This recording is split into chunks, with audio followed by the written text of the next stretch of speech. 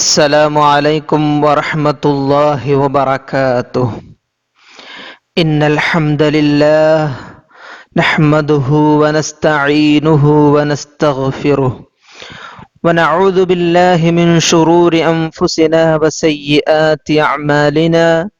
من يهده الله فلا مضل له ومن يضلل فلا هادي له. وأشهد أن لا إله إلا الله وحده لا شريك له وأشهد أن محمدا عبده ورسوله. أما بعد فإن أصدق الحديث كتاب الله وخير الهدي هدي محمد صلى الله عليه وسلم وشر الأمور محدثاتها وكل محدثة بدعة وكل بدعة ضلالة وكل ضلالة في النار. میرے پیارے دل عزیز بچوں، آپ لوگ خیریت سے ہوں گے؟ الحمدللہ علی کل حال، بحمد اللہ و توفیقہ ہم نے الف لام میم کا چرچا ختم کیا۔ ابھی ہمیں آگے والی آیات ہے پڑھنے کا۔ الف لام میم ذالک الکتاب لا ریب فیہ ھدی للمتقین۔ ذالک الکتاب، وہ بلند رتبہ کتاب ای قرآن، لا ریب فیہ، کوئی شک کی جگہ نہیں، ھدی للمتقین، اس میں ہدایت ہے ڈر والوں کو، متقیوں کو ہدایت ہے اس قرآن میں۔ ذالک الکتاب لا ریب فیہ ھدی للمتقین۔ دیکھتے ہیں امام بیضاوی رضی اللہ عنہ کیا فرما رہے ہیں۔ بیان التحدید المشار الیہ مع توجیہ الاشارہ بصیغۃ البعید والمذکر۔ ذالک الکتاب میں اشارہ سے شروع ہے نا، تو اس کے متعلق ہے چرچا۔ ذالک الکتاب، تو ذالک ایک اسم اشارہ ہوا، تو اس کا اشارہ کس کی طرف ہوگا، وہی اس میں ایک اہم چرچا۔ یہ اشارۃ الی الف لام میم، ذالک الکتاب کے پہلے جو حروف تہجی ہے نا، الفاظ تہجی ہے، اس کی طرف اشارہ ہے۔ ان اول بالمؤلف من هذه الحروف، کیا ہونا ہے اعتبار ان اولا، اگر تأویل لیا جائے بالمؤلف من هذه الحروف، ذالکہ سے کیا تأویل ہونا چاہیے؟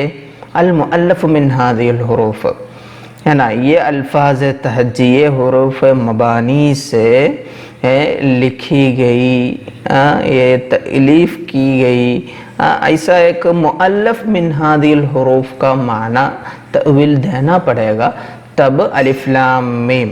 تو ایسے حروف مبانی سے، حروف تہجی سے تألیف کی گئی الکتاب۔ الکتاب بولو تو یہ قرآن، ہاں، او فسر بالسورہ او القرآن، نہیں تو یہ الف لام میم سے مراد کیا ہے؟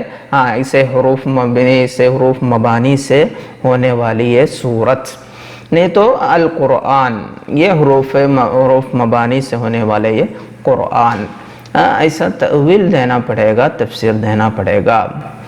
تو ادھر ذالکہ تو یہ صیغۃ البعید ہے نا، صیغۃ البعید ہے، لیکن اس کا مشار الیہ تو ابھی تو اس کا ذکر ہوا ہے، بعید تو نہیں ہے، پھر کیسے اس کے لیے صیغۃ البعید کا استعمال ہوا؟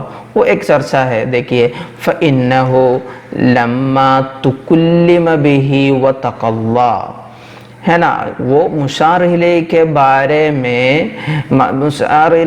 بارے میں کلام ہوا، وتقلا، وہ کلام منقطع بھی ہوا نا، تو یہ کلام ختم ہونے کی وجہ سے وہ الف لام میم بول کر یہ مشار الیہ کی طرف اشارہ وہاں ختم ہوا نا، کلام ختم ہوا نا، تو ایک کیا ہوا، ایک بعید کا قائم مقام ہو گیا، جس کے بارے میں کلام ہوا ہے وہ بعید مانتے ہیں، اس لیے اس کی طرف اشارہ کرتے ہوئے ذالکہ کا استعمال کیے۔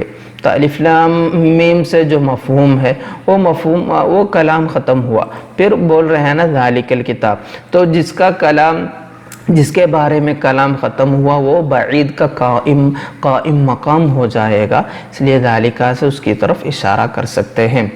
نہیں تو کیا ہے ادھر بعید ماننے کا اور ایک سبب، او وصل من المرسل الى المرسل الیہ صار متباعدا اشیر به بما یشار به الى البعید۔ تو ادھر ایک پہلے کیا بولے، جس کے بارے میں کلام بولنا تھا وہ کلام ختم ہوا، وہ ختم ہونے کی وجہ سے، نہیں تو وصل من المرسل، بھیجنے والوں سے وہ پہنچا، الی المرسل الیہ، بھیجنے والوں کی طرف سے مرسل الیہ کے پاس پہنچ گئے، ہے نا، یہ قرآن ایسے ہی ہے نا، بھیجنے والا اللہ، جن کی طرف وہ بھیجی گئی ہے وہ کون ہے، آپ صلی اللہ علیہ وسلم نبی ہے، اللہ تعالیٰ کی طرف سے آپ صلی اللہ علیہ وسلم تک پہنچ جانا نا، ایسا پہنچ گئے تو سارا متباعدن، وہ بعید ہو گیا، اشیر الیہ، اس لیے اس کی طرف اشارہ کرتے ہوئے کیا اشارہ دیا، بما یشار به البعید، بعید کی طرف جس سے اشارہ کرتے ہیں وہی لفظ سے کیا ہوا، اس کی طرف بھی الف لام میم کی طرف بھی کیا ہے، اشارہ ہوا ہے، تو اس کو بعید ماننے کا سبب ہے یہ لما تکلم به وتقلا، اس کے بارے میں کلام ہو گیا نا، تو یہ بعید کی طرح اس کو مانیں گے، نہیں تو یہ بھیجنے والا اللہ تعالیٰ سے جن کے پاس وہ بھیجی گئی ہے یہ کتاب، وہ کون ہے، آپ صلی اللہ علیہ وسلم، تو اللہ تعالیٰ سے آپ صلی اللہ علیہ وسلم تک پہنچے تو بھی وہ کیا ہے، متباعد ہو گیا، بعید ہو گیا، تو یہ دونوں طویل سے اس کو بعید مانتے ہوئے ادھر ذالکہ صیغۃ البعید کا استعمال ہوا ہے۔ اور ایک شک ہوگا ادھر ذالکہ صورت ایسا مراد ہے تو وہاں مؤنث استعمال کرنا چاہیے، ہے نا، کیوں ادھر مذکر کا استعمال ہوا، وَتَذْكِيرُهُ مَتَى أُرِيدَ بِأَلِفْ لَامْ مِيم السورہ، ہے نا، یہ ذالکہ کو مذکر کیوں استعمال کیا جبکہ وہ الف لام سے مراد صورت ہے، وہ کیوں، لِتَذْكِيرِ الْكِتَاب، وہ کتاب ہے نا، اس کے بعد آنے والا کتاب مذکر ہونے کی وجہ سے، فَإِنَّهُ خَبَرُهُ، کیونکہ یہ الکتاب ہے نا وہ ذالکہ کی خبر ہے، نہیں تو کیا ہے، نہیں تو صفته الذی ہوا اور صفتہ الذی ہوا، یا ایسی صفت ہے کہ ذالکہ اور اس کے درمیان ذاتاً اتحاد ہے، یہ الکتاب ہے نا ذالکہ کی صفت ہے، التی ہوا بولو تو یہ ذالکہ اور کتاب کے بیچ میں ذاتاً اتحاد ہے، جو موصوف سے مراد ہے وہی ہے صفت سے مراد، جو صفت سے مراد ہے وہی ہے موصوف سے مراد، اسی لیے وہ صفت ذالک التی ہی عین ذالک، ہے نا، ذالکہ کی صفت ہے الکتاب، التی ہوا یہ صفت ہی ہے وہ موصوف، ہے نا، وہ ذاتاً آپس میں ذالکہ اور کتاب کے درمیان کیا ہے، ذاتاً اتحاد ہے، وہی ہے مراد۔ تو ادھر پہلی رائے یہ ذالکہ کا اشارہ الف لام میم کی طرف ہے، اور ادھر کیوں یہ ذالکہ کو مذکر ہو کے استعمال کیے وہ سبب بھی ہم بتائے۔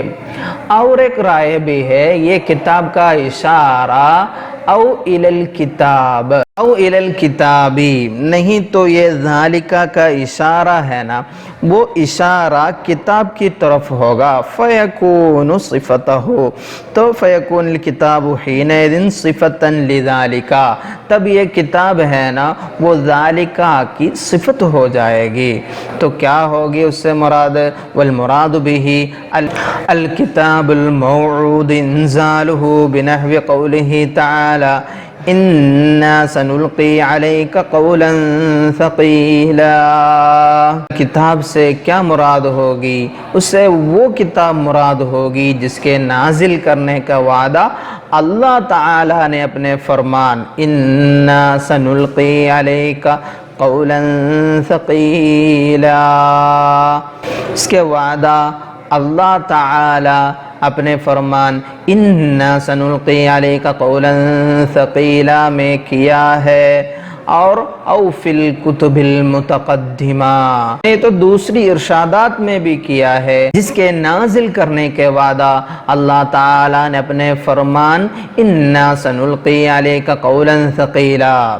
یہ آیت کا معنی تو ظاہر ہے، ایسے بھاری قول آپ پر میں ڈالنے والا ہوں، آپ تک پہنچانے والا ہوں، ایسا معنی ہے نا، اس میں وعدہ کیا ہے اللہ تعالیٰ۔ نہیں تو او فی الکتب المتقدمہ، نہیں تو یہ قرآن آنے کے بارے میں اللہ تعالیٰ کتب سابقہ میں وعدہ کیا تھا۔ کتب سابقہ میں کتب المتقدمہ بولو تو وہ کتب سابقہ ہے مراد، وہ کتاب میں، وہ کتب میں، وہ کتابوں میں اللہ تعالیٰ نے وعدہ کیا ہے، ایسا ایک کتاب موعود ہو اس کا معنی۔ اور یہ کتاب لفظ ہے نا، وہ لفظ کے متعلق وہ ہوا ایک کتاب کہاں سے، وہ مصدر سمی بہ المفعول للمبالغہ، مفعول کو مبالغہ کی حیثیت سے، مبالغہ کے لیے مفعول کو نام رکھا گیا ہے کتاب اصل میں۔ تو ادھر مفعول کو مبالغہ کے لیے ایسا نام رکھا گیا ہے کتاب، اصل میں وہ مکتوب ہے نا، پھر اس کو ایک مصدر سے نام رکھا گیا الکتاب، سمی بہ المفعول، مفعول کو وہ نام رکھا جانے کا سبب للمبالغہ، مبالغہ کے لیے۔ نہیں تو یہ کتاب فعال وزن ہے بمعنی المفعول، مفعول کا معنی دینے والا، فعال کا معنی ہے کاللباس، لباس کی طرح، وہ جو پہنا جاتا ہے اس کو لباس بولتا ہے نا، اسی طرح۔ ثم اطلق علی المنظوم عبارتاً، پھر کتاب کا استعمال عرف میں کیا ہوا، پھر کتاب کا استعمال اس مضمون پر ہونے لگا جو عبارت کے طور پر لکھنے سے پہلے ذہن میں مرتب کر لیا جائے، ہے نا، وہ قبل یکتب، اطلق علی المنظوم عبارتاً، وہ عبارت کے طور پر لکھنے سے پہلے ذہن میں جو عبارت ہم مرتب کرتے ہیں نا، وہ مرتب کرتے ہیں نا، ویسے ایک مضمون، ایسے ایک معنی پر وہ رکھا گیا یہ کتاب قبل ان یکتب، لأنہ مما یکتب، وہ لکھنے جانے کے پہلے، لأنہ مما یکتب، کیونکہ وہ بھی عنقریب لکھا ہی جائے گا، اس لیے ایسے ایک لکھا جانے والی کتاب کے بارے میں الکتاب کا نام رکھا گیا ہے۔ وَأَصْلُ الْكِتَابِ الْجَمْعُ، کتاب کا اصل معنی، کتب کا اصل معنی کیا ہے؟ اصل الکتب الجمع، کتب کا اصل معنی تو کیا ہے؟ جمع ہے۔ وَمِنْهُ الْكَتِيبَةُ، الجیش المجتمع، اکٹھا ہونے والا، وہ فوج کو بولتے ہیں کتیبت، تو لفظ کا اصل ہے نا، وہ مادے کے بارے میں چرچا ہوا بس۔ اور باقی آیات دیکھتے ہیں۔ لا ریب فیہ، بیان المراد من نفی الریب عن القرآن، قرآن میں کوئی شک نہیں، نفی الریب سے کیا مراد ہے وہی بیان فرما رہے ہیں۔ لا ریب فیہ معناہ، تو ادھر لا ریب فیہ کا معنی کیا رہے گا؟ کیوں وہاں ایک شک ہوگا؟ قرآن میں کوئی شک نہیں بولو تو بہت سارے لوگ شک کرتے ہیں نا، تو کیا ہے یہ لا ریب فیہ سے مراد؟ انہو کیونکہ یہ قرآن لوضوح قرآن واضح ہے نا، قرآن کی وضاحت کی وجہ سے، وسطوع برہانہ روشن دلائل روشن دلائل ہونے کی وجہ سے، وسطوع برہانہ بحیث لا یرتاب العاقل، تو قرآن کی وضاحت کی وجہ سے، وہ روشن دلیل ہونے کی وجہ سے قرآن ایسی ایک درجہ پر ہے بحیث لا یرتاب العاقل بعد النظر الصحیح، صحیح نظر ڈالنے بعد کوئی ہوش مند یا عقل مند اس میں شک نہیں کر سکتا فی کونہ وحیا بالغا حد الاعجاز، قرآن ایسی ایک وحی ہونے میں حد الاعجاز کا حد پہنچنے والا، اعجاز کا حد معجز ہونے والا وہی مراد ہے، اللہ کی طرف سے وحی ہونا اور حد اعجاز تک پہنچے ہوئے ہونے میں کوئی شک کر نہیں سکتا، ایسی ایک بلند درجہ پر ہے یہ قرآن، وہی یہ لفظ سے مراد لا ریب فیہ، لا ان احدا لا یرتاب فیہ، ایسا معنی تو نہیں ہے کوئی اس میں شک نہیں کرے گا۔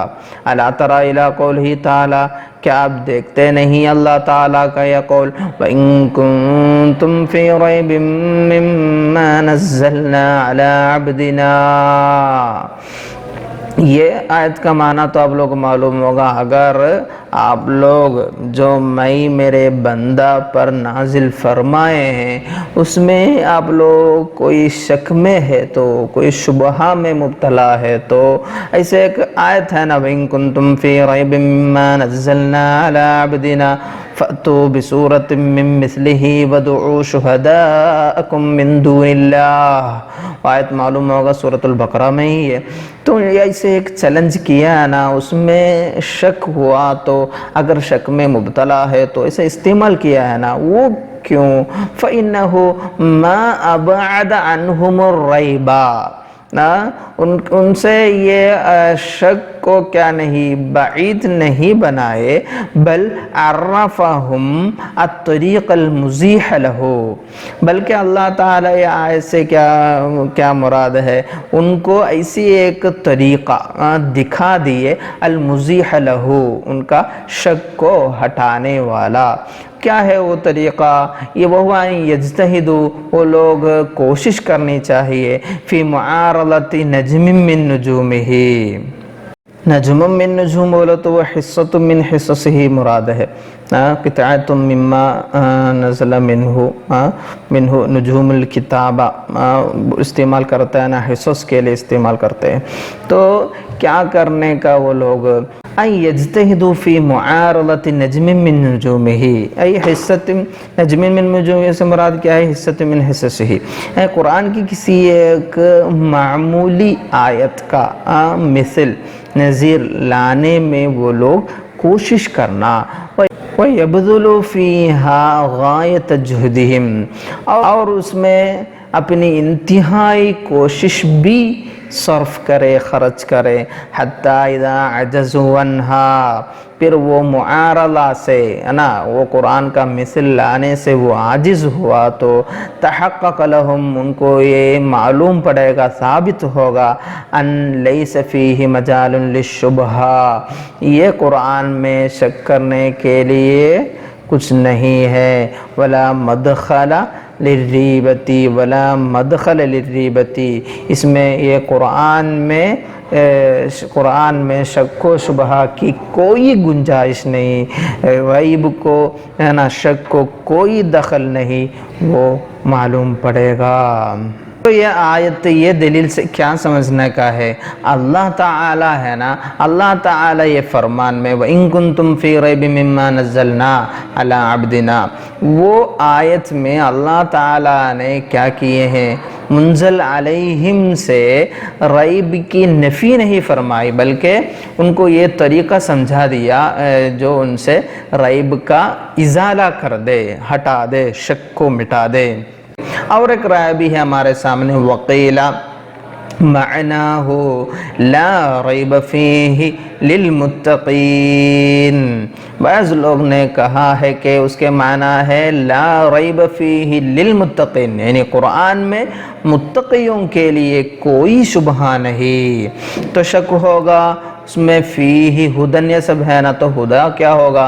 وہدا حال من الضمیر المجرور، وہ ضمیر مجرور بولے تو کیا فیہ کا وہ ضمیر مجرور سے وہ حال ہے، حالانکہ وہ ہدا ہو، ہدا فیہ ہدن للمتقین۔ تو اور والعامل فیہ، تو ادھر عامل کیا ہوگا؟ عامل والعامل فیہ الظرف الواقع صفت للمنفی۔ الظرف الواقع بولے تو وہ فیہ ہے نا، وہ فیہ عامل رہے گا، والعامل فیہ الظرف، اس میں عمل کرنے والا عامل تو کیا رہے گا؟ وہ ظرف ہوگا۔ ظرف کہاں ہے؟ فیہ کے اندر ہے نا ظرف، اور وہ کیا ہے؟ الواقع صفت للمنفی، منفی کی صفت ہو کے آنے والا ہے، وہ کیا ہے؟ لا ریب، پھر ہے نا فیہ، تو وہ لا ریبہ وہ نفی کا منفی کا صفت ہو کر آیا ہوا، وہ فیہ ہے نا، وہ فیہ ہے اس کا عامل۔ تو ادھر کیا ہوا؟ ادھر لا ریب فیہ للمتقین، لا ریب فیہ ہدی للمتقین ہے نا، تو یہ متقیوں کے لیے ریب نہیں بتایا تو کیا ہوگا؟ ادھر ظرف صفت لاسم اللہ، لا کا لا ریبہ کا صفت ہے یہ فیہ، اور لا کا اسم کا خبر ہے للمتقین، تو لا ریبہ فیہ للمتقین۔ اور ہدا کیا ہوگا؟ ہدا حال من الضمیر المجرور، وہ فیہ کے اندر جو ضمیر مجرور ہے وہ ضمیر مجرور سے کیا ہے؟ حال ہے۔ تو معنی کیا ہوگا؟ لا ریب کائنم فیہ، لا ریب کوئی شک نہیں، کائنم فیہ وہ کہاں ہونے والا شک؟ وہ قرآن میں ہونے والا کوئی شک نہیں، کیونکہ وہ فیہ اس کی صفت ہے نا، اسم اللہ کا صفت ہے۔ پھر کیا ہے؟ للمتقین، متقیوں کے لیے وہ تو خبر ہوگا۔ پھر ہدا کیا ہے؟ حال کونہ ہادین، وہ حالانکہ وہ ہدایت دینے والا ہو، ہدا ہو۔ تو اس کا معنی کیسے ہوگا؟ لا ریب فیہ کے معنی لا ریب کائنم فیہ للمتقین حال کونہ ہادیا، وہی ہوگا لا ریب فیہ ہدی للمتقین کا معنی۔ ابھی ہمیں سمجھنے کا والریب، ریب ہے نا، لا ریب فیہ، ریب کا معنی کیا ہے؟ والریب فی الاصل، اصل میں مصدر رابنی الشیء، رابنی الشیء کا مصدر ہے وہ رابہ کا، اذا حصل فیک الریبہ، رابہ معنی بولو تو کیا ہونا؟ شک و شبہ ہونے کا معنی ہے، وہ رابہ کا مصدر ہے، رابہ کا مصدر ہے ریب۔ وہی اصل میں یہ ریبت سے مراد قلق النفس، وہ نفس کا عدم السکون، عدم السکون والقرار، بے چین ہونا، واضطرابها، یہ قلق النفس واضطرابها، اور نفس کا بے چین ہونا، نفس کا بے چین اور بے قرار ہونا، وہی ہے ریبت سے مراد۔ سمی بھی الشک، پھر یہی نام رکھا گیا شک کو بھی، کیوں؟ لأنه يقلق النفس ويزيل الطمأنينة، کیونکہ یہ شک ہے نا وہ نفس کو بے قرار بے چین بناتے، وَيُزِيلُ الطُّمَأْنِينَةَ، اپنا وہ سکون آرام کو وہ ہٹا دیتا ہے۔ وفی الحدیث، حدیث میں بھی ہے نا دع ما یریبک الی ما لا یریبک فإن الشک ریبۃ والصدق طمأنینۃ۔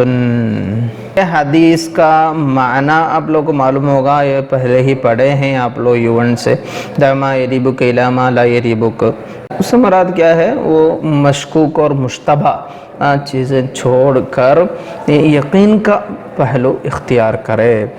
کیوں؟ ان شک ریبۃ وصدق طمأنینہ، کیونکہ شک موجب قلق ہے وہ، اور صدق سچائی تو باعث اطمینان ہے، اطمینان ہے، اطمینان قلب کو پیدا کرنے والا ہے۔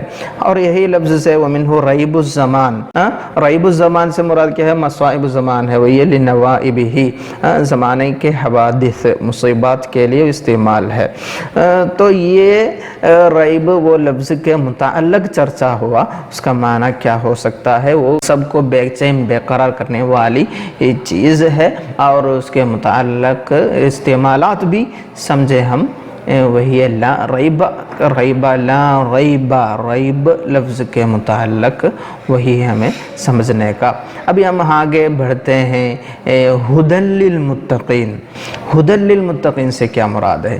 بیان معنی الہدایت ووجہ اختصاصہ بالمتقین۔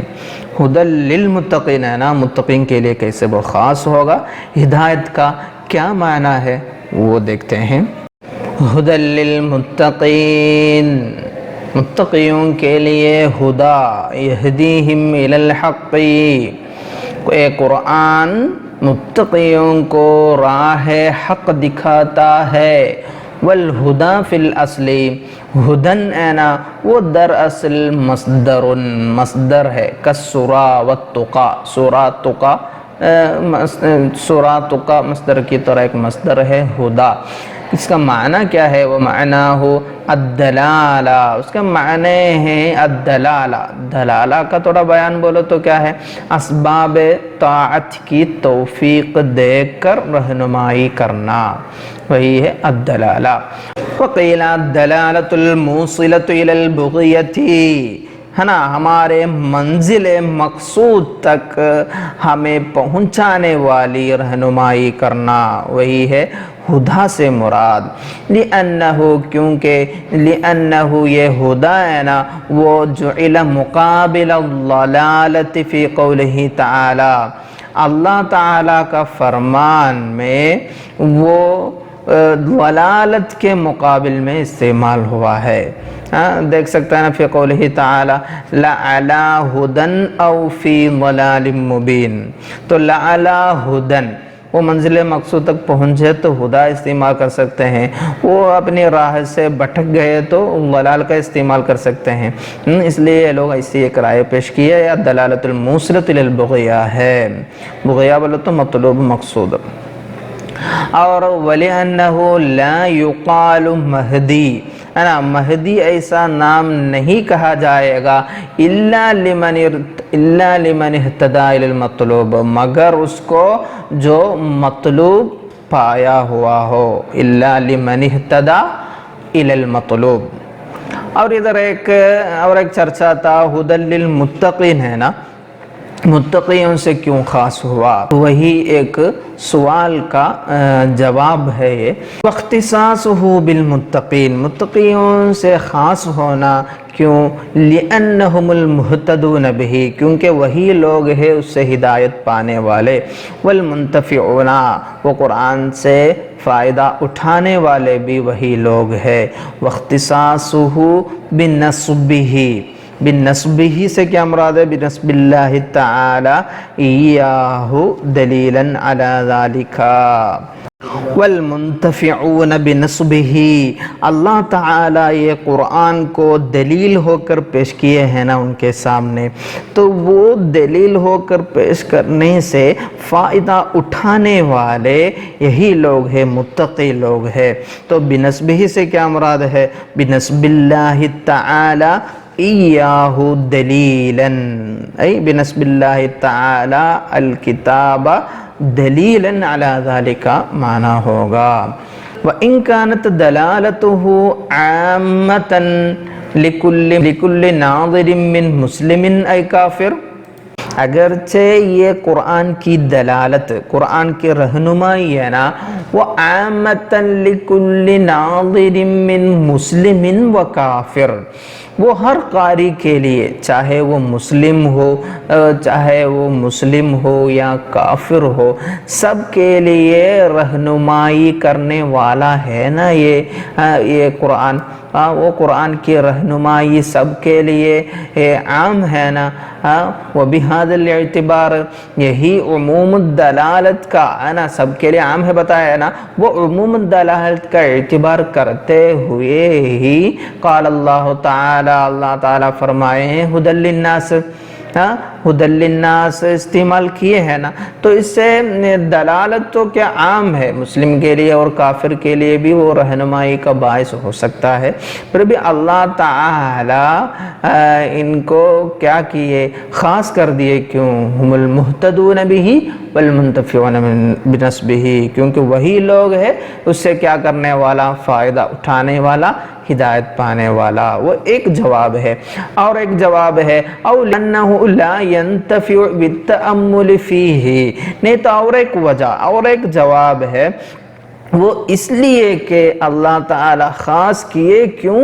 وہ اس لیے کہ لا ينتفع بالتأمل فيه، قرآن میں تدبر کر کے، تفکر کر کے نفع نہیں پائے گا، الا من ثقل العقل، الا من ثقل العقل، مگر کون فائدہ اٹھا سکتا؟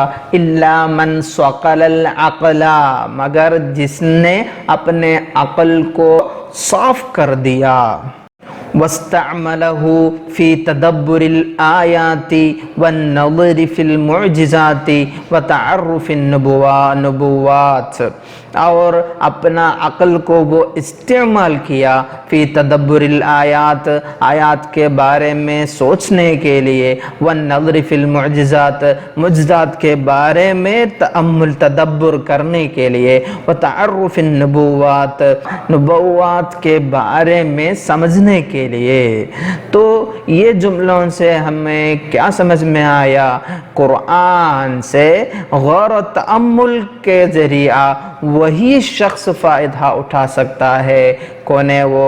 من ثقل العقل واستعملہ فی تدبر الآیات والنظر فی المعجزات وتعرف النبوات۔ یہ کیوں ایسا؟ لأنہ، کیونکہ یہ قرآن ہے نا، کالغذاء الصالح لحفظ الصحہ، اور ادھر ایک مثال کے ذریعہ وہ مفسر پیش کر رہے، دیکھیے، لأنہ، اس لیے کہ کالغذاء الصالح، یہ قرآن ہے نا، کتاب ہے نا، وہ ایسا ایک اچھا کھانے کی طرح ہے، لحفظ الصحہ، صحت کی حفاظت کے لیے ہم کھانے والا ایک اچھا کھانے کی طرح ہے وہ۔ فإنہ لا یجلب نفعا، یہ کھانا بھی وہ فائدہ نہیں پہنچاتا، ما لم تکن الصحت حاصلتا، ہے نا، جب تک پہلے ہی صحت حاصل نہ ہو۔ تو آپ لوگ یہ مثال سمجھے ہوں گے، ہے نا، یہ صحت کب حاصل ہوگا اچھا کھانا کھانے سے؟ اگر پہلے سے صحت حاصل ہوا تو وہ فائدہ ہوگا، ہے نا، نہیں تو وہ غذا، نہیں تو وہ کھانا اس کے لیے نقصان ہوگی۔ جیسے ایک مریض، ایک بیمار، اگر وہ گھی کا استعمال کرے گا، گھی استعمال کیے وہ، تو وہ اس کے لیے نقصان ثابت ہوگا۔ اسی طرح ہے، تو پہلے ہی وہ صحت مند ہونا ہے، پھر اچھا کھانا کھائے تو اس کو زیادہ فائدہ مند ہوگا۔ اسی طرح قرآن پاک بھی غذائے صالح ہے، اور ایمان اس کے لیے بمنزلہ صحت ہے۔ ایمان کب وہ فائدہ مند ہوگا؟ تبری یعنی شرک پہلے سے حاصل ہونا چاہیے نا، تو پہلے ہی اس کا اندر سے پورا وہ کفریت کو، شرک کو، یہ سب کو ہٹانا ہے، تب تو یہ ایمان فائدہ کرے گا۔ اسی طرح ہے یہ قرآن بھی، وہ وہ لینے والے وہ پہلے ہی صحت مند ہونا ہے، یہ لینے کا قابل ہونا ہے۔ وَإِلَيْهِ أَشَارَ بِقَوْلِهِ تَعَالَى، وہی اس کی طرف ہی اشارہ ہے اللہ تعالیٰ کا فرمان، بسم اللہ الرحمن الرحیم، وَنُنَزِّلُ مِنَ الْقُرْآنِ مَا هُوَ شِفَاءٌ وَرَحْمَةٌ لِّلْمُؤْمِنِينَ وَلَا يَزِيدُ الظَّالِمِينَ إِلَّا خَسَارًا۔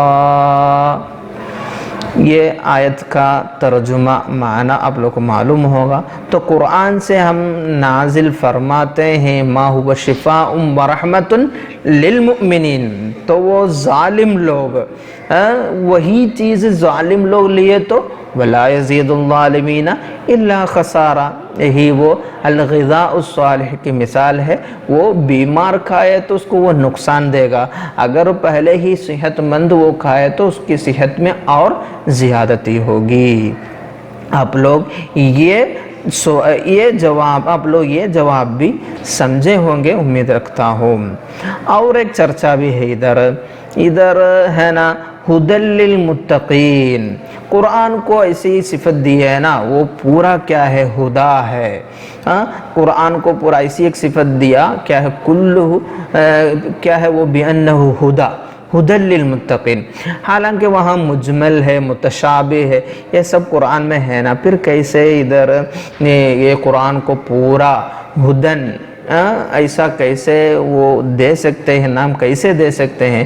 اس کا جواب بھی دے رہے ہیں مفسر رحمہ اللہ، وَلَا يَقْدَحُ، یہ برا نہیں ہوگا، مَا فِيهِ مِنَ الْمُجْمَلِ وَالْمُتَشَابِهِ، قرآن ہدا ہونے کے سامنے یہ برا نہیں رہے گا، کیا قرآن میں کیا ہونا؟ مجمل اور متشابہ ہونا۔ کیوں؟ لما لم ينفك عن بیان يعین المراد منہ، نہیں تو تعین المراد منہ، لما لم ينفك عن بیان تعین المراد منہ، کیونکہ وہ بھی تعین مراد سے کیا نہیں ہے؟ خالی نہیں ہے۔ لما لم ينفك، کیونکہ یہ مجمل اور متشابہ ہے نا، وہ مجمل اور متشابہ تو پوری طرح خالی نہیں ہے، ان بیان سے خالی نہیں ہے، یعین المراد منہ، تو اس میں بھی کچھ تو بیان ہے۔ وہ بیان کیسے ہم سمجھتے ہیں کیا ہے؟ لما لم ينفك عن بیان تعین المراد منہ سے کیا مراد ہے؟ لعدم انفکاک ما فیہ من المجمل والمتشابہ عن بیان تعین المراد منہ، ہے نا؟ یہ قرآن کے اندر جو مجمل اور متشابہ آیات ہے، وہ آیات کے اندر بھی ایک بیان موجود ہے، اس سے اس کی مراد ظاہر ہوتی ہے۔ وہ کیسے؟ وہ بیان کیا ہے؟ اما دلالت العقل او دلالت السمع، کبھی وہ دلالت العقل ہوگی، کبھی وہ دلالت السمع ہوگی۔ تو سوار القرآن کلہ ہدن، تو ہم بول سکتے ہیں نا، مجمل ہو یا متشابہ ہو، اس کے اندر ایک قسم کا بیان ہے، وہ بیان سے وہ خالی نہیں ہوگا، وہی ہے لما لم ينفك عن بیان، وہ بیان سے وہ الگ نہیں رہے گا، یعین المراد منہ، جس سے وہ مراد ظاہر ہوتی ہے۔ تو یہ ہر ایک مجمل ہو یا متشابہ، اس میں ایک قسم کا بیان تو موجود ہے، وہ بیان اما دلالت العقل او دلالت السمع، تو قرآن پورا ہدا ہی ہے۔ کیسے؟ اما بنفسہ، اما بنفسہ بولو تو وہ خود ہی وہ ہدا ہو جائے گا۔ کیسے؟ کل محکمات منہ، قرآن میں جو آیات محکمہ ہے جس میں کوئی شک و شبہ نہیں، ایسی آیات ہے نا، اس میں وہ خود کیا ہے؟ ہدا ہے۔ نہیں تو بواسطۃ دلالت العقل او ورود السمع، نہیں تو دلالت العقل اور دلالت السمع کے واسطے کیا ہونے والا؟ ہدا ہونے والا۔ کیسے؟ کل مجمل والمتشابہ، مجمل اور متشابہ جیسے، تو اس میں بھی بیان ہے۔ وہ بیان کیا ہے؟ دلالت العقل و دلالت سمع ہے۔ پیارے بچوں، آپ لوگ سمجھے ہوں گے امید رکھتا ہوں۔ تو ادھر ہمارا ہدی للمتقین میں ہدا کے متعلق چرچا مکمل ہو رہا ہے۔ ابھی ہم متقین وہ لفظ کی طرف بڑھ رہے ہیں۔ بیان معنی التقوی و مراتبہ، تقوی کا معنی کا بیان اور اس کا مراتب وہ سب سمجھیں گے ابھی انشاءاللہ۔